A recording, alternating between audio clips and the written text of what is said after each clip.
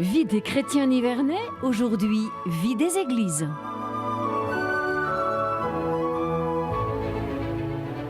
Anne-Marie Chany, bonjour. Bonjour. C'est toujours un plaisir de vous retrouver devant le micro d'RCF dans ce rendez-vous mensuel autour des archives diocésaines du diocèse de Nevers. Vous en êtes l'archiviste depuis quelques années. Vous êtes laïque en mission ecclésiale, ayant reçu une nomination de notre évêque.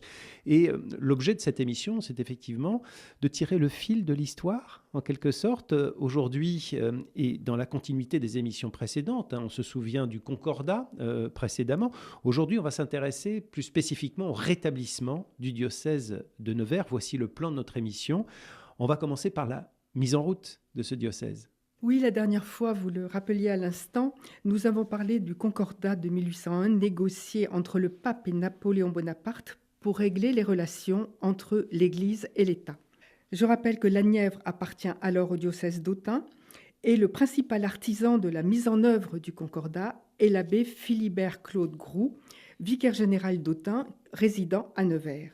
Je voudrais souligner son rôle car c'est avec vraiment beaucoup d'énergie, de zèle et de compétences qu'il a reconstitué ou créé les divers services d'une administration diocésaine, procédé aux nominations des curés et des servants dont nous avions parlé la dernière fois et dont nous avions vu combien elles étaient délicates. L'émission est d'ailleurs toujours disponible en ligne sur le site rcf.fr. Et ce, malgré les difficultés matérielles, le mauvais état des églises et presbytères et un clergé insuffisant. Il a ouvert à Nevers en 1807 un petit séminaire rue Saint-Martin. Il a reconstitué le mariage des paroisses et des fabriques, travaillé au rétablissement des communautés religieuses. En 1811, il refuse une invitation à la préfecture pour fêter la naissance du roi de Rome, car il s'oppose à la politique de l'empereur qui retient prisonnier le pape Pie VII. Pour cela, Philibert Groult est sanctionné, exilé de Nevers, emprisonné, et il ne reprend ses fonctions qu'à la chute de l'empereur. Lorsqu'en 1815, Napoléon disparaît de la scène politique, certains espèrent, avec le retour des Bourbons, restaurer l'ancien régime. Mais il n'est pas possible d'effacer 25 ans d'histoire et de revenir sur certains acquis, notamment l'égalité civile. La restauration politique, avec le roi Louis XVIII, puis à partir de 1824 son frère Charles X, s'accompagne d'une reconstruction religieuse. Les membres du gouvernement, les nobles de retour d'exil vont à la messe, suivent les processions. Le catholicisme redevient religion d'État, même si la liberté des cultes est maintenue. Les évêques sont presque tous choisis dans la noblesse, le budget des cultes augmente. Dans sa majorité, le clergé salue le retour des Bourbons. Le Concordat de 1801 reste en vigueur, mais en 1822, à la suite de négociations avec le roi, le pape Pie VII crée plusieurs diocèses, dont celui de Nevers.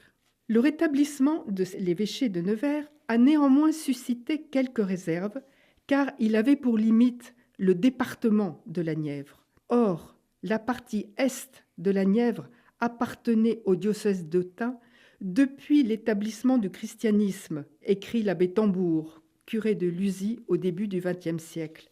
Il poursuit : « Quand on nous a rattachés à celui de Nevers, ce furent des liens plus que millénaires qui furent brisés. Il se rencontra des fidèles qui en souffrirent. » Je voudrais signaler, pour être complète, qu'en 1833, donc 10 ans après, il fut question de supprimer à nouveau le diocèse de Nevers. Mais la mobilisation de tous, l'énergie de l'évêque, l'envoi de pétitions très nombreuses de l'ensemble du diocèse, l'appui de l'homme politique de Varzy, André Dupin, proche du roi, président de la Chambre des députés, ont écarté définitivement cette menace. Donc de la colère, de la revendication et beaucoup de souffrance. Certainement. Pendant près de 20 ans, entre 1823 et 1842, 3 évêques se succédèrent à Nevers. Le premier, Jean-Baptiste Miliot, âgé de 67 ans, est un Breton, supérieur du grand séminaire de Rennes puis vicaire général. Il fait son entrée solennelle à Nevers le 31 juillet 1823. L'entrée des évêques dans leur ville est toujours un moment solennel, rituel, en présence des autorités civiles et militaires, de l'ensemble du clergé des congrégations, des enfants des pensionnats, de la population toujours nombreuse. Arc de triomphe, discours de bienvenue du préfet, du maire, présence des notables, procession qui va de la porte de Paris à la cathédrale. Là, l'évêque est accueilli par un chanoine à l'entrée de la cathédrale. On lit la bulle de nomination et l'évêque gagne le chœur accompagné de prières, de cantiques, puis donne sa bénédiction épiscopale. C'est un jour événementiel. C'est un jour événementiel qui se termine par l'illumination de bâtiments publics et un cantique dont le refrain est « Vive le roi, vive la France ». Et ce schéma est le même pour tous les évêques. Le successeur de Monseigneur Millot est Charles de Douai-Tauzet. Il arrive en 1829, c'est un Auvergnat formé au séminaire de Saint-Sulpice. Il est curé en Auvergne, puis vicaire général d'Amiens quand il est nommé évêque de Nevers à l'âge de 58 ans. Remarquablement doué, énergique, le préfet Badouix, qui fut un grand préfet de la Nièvre, qu'il appréciait beaucoup, et quand il a pris sa mort en 1834, il a dit « Le diocèse de Nevers ne sait pas ce qu'il perd ». Il est remplacé par Paul Naudot, originaire de Perpignan, qui a été supérieur du grand séminaire de Prades et vicaire général quand il est nommé à Nevers à l'âge de 40 ans. Il est relativement jeune. Ah oui, il reste assez peu, puisque en 1842, il est promu archevêque d'Avignon. Son épiscopat est marqué par son zèle, sa générosité et son infatigable activité. À partir du rétablissement du diocèse de Nevers, les documents conservés aux archives sont plus nombreux et permettent de mieux connaître l'histoire du diocèse. L'action des évêques s'organise selon des thèmes et préoccupations qui sont peu ou prou les mêmes, et je vais donc les traiter ensemble.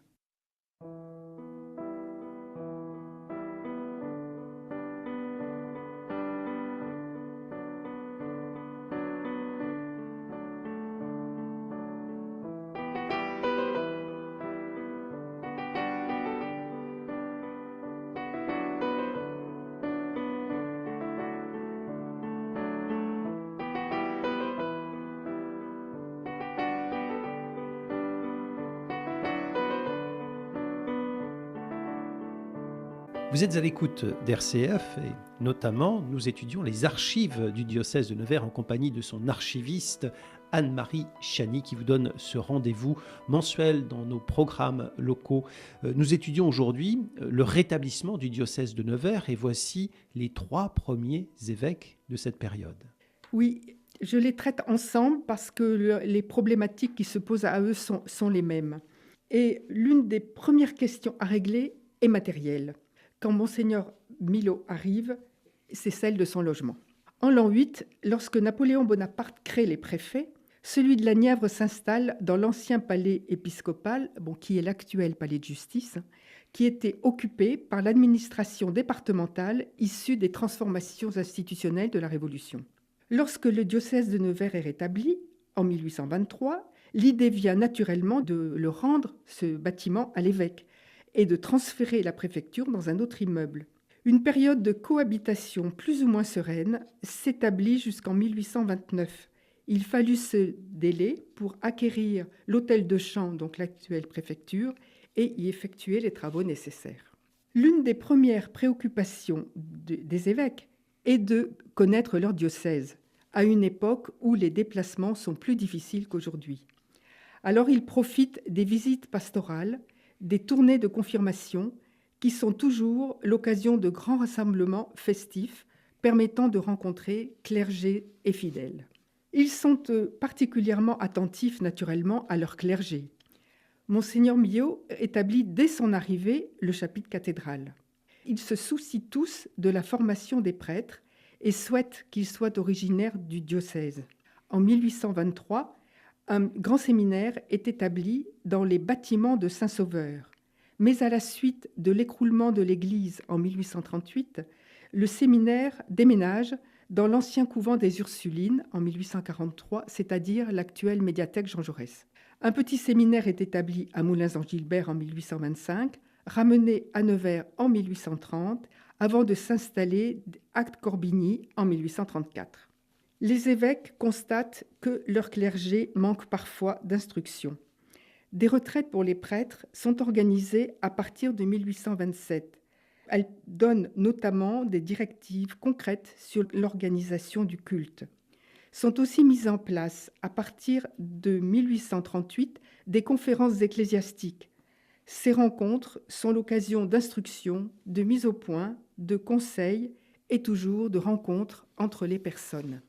Les directives des évêques sont transmises dans le diocèse par des lettres aux curés et des mandements. En cette période d'alliance entre le trône et l'autel, sont demandées des prières publiques à l'occasion de la mort du roi, des élections, du couronnement de Charles X, puis aussi pour les victimes de la Révolution de 1830 ou les victimes de l'épidémie de choléra de 1832. Voilà, ce sont quelques exemples. On a parfois des échos de ces relations avec l'État dans les paroisses.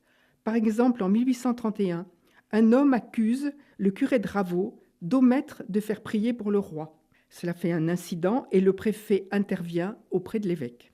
Les mandements de carême, dont les archives possèdent une belle collection depuis 1824, insistent sur les préceptes alimentaires, les quêtes, le déroulement des cérémonies, etc. Un nouveau catéchisme à l'usage du diocèse est publié par Monseigneur Dauzé en 1834.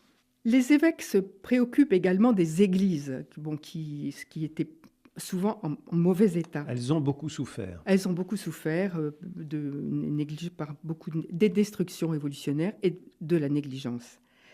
Elles ont donc, après le Concordat, été rendues au culte et nombre d'entre elles sont restaurées, réparées, reconstruites dans tout le diocèse.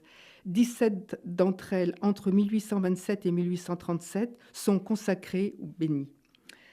Monseigneur Naudot aurait participé par ses libéralités sur ses fonds propres à la rénovation de 50 églises et chapelles.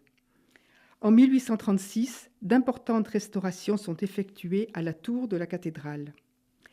Autre point important, en 1839, l'agglomération ouvrière de Fourchambault est érigée en paroisse. Un dernier point dont je voudrais parler, c'est le rétablissement des congrégations commencé dès le début du siècle. Là aussi, une reconstruction. Il est conforté, tout à fait. De nombreuses congrégations nouvelles sont d'ailleurs fondées au courant du XIXe siècle, ainsi que des associations pieuses, des confréries, des œuvres, et ça, on en a des exemples dans le diocèse. Les congrégations fournissent à l'Église un personnel efficace, répondant aux besoins locaux en matière d'enseignement, de service des malades, de service des pauvres. L'enseignement est un enjeu, surtout à partir de 1833, où la loi Guizot demande une école primaire par commune. Des salles d'asile ouvrent à Nevers en 1830. Il y a à Nevers des frères des écoles chrétiennes, des Ursulines, des sœurs de la Sainte Famille et bien sûr les sœurs de la charité et de l'instruction chrétienne qui s'établissent aussi pendant cette période dans une vingtaine de paroisses du diocèse, dont bien sûr à Saint-Sauge. Des sœurs de la Providence s'installent à Entrain. Dans les hôpitaux de Caunes et de Nevers, et à partir de 1833 à l'hospice départemental de la Charité, ce sont les sœurs de la Charité de Nevers qui sont au service des malades. En conclusion, on peut dire qu'il est indubitable qu'en 1842, le diocèse de Nevers est organisé, que les lieux de culte sont en meilleur état, que le clergé est mieux formé. Mais même si on a des informations ponctuelles sur une mission ou un pèlerinage, on manque de documents pour cerner la pratique religieuse, en dehors naturellement des registres de catholicité. Alors la prochaine émission... Oui, parce que nous allons continuer à puiser dans les archives du diocèse de Nevers et vous envisagez, Anne-Marie Chany, de vous intéresser à la personnalité de Monseigneur Dufêtre. Oui, il a été évêque de Nevers pendant 18 ans, de 1842 à 1860, et son action a été forte et durable. 18 ans, c'est très exceptionnel sur cette période. Oui, tout à fait. Enfin, c'est le premier qui reste aussi longtemps. Merci pour cette émission et l'ensemble de ce cycle radiophonique. On se donne rendez-vous très prochainement dans les programmes nivernais d'RCF dans le cadre de ce partenariat avec les archives diocésaines. Vous êtes archiviste du diocèse de Nevers, laïque en mission ecclésiale, ayant reçu une nomination de notre évêque. Merci beaucoup, Anne-Marie Chany.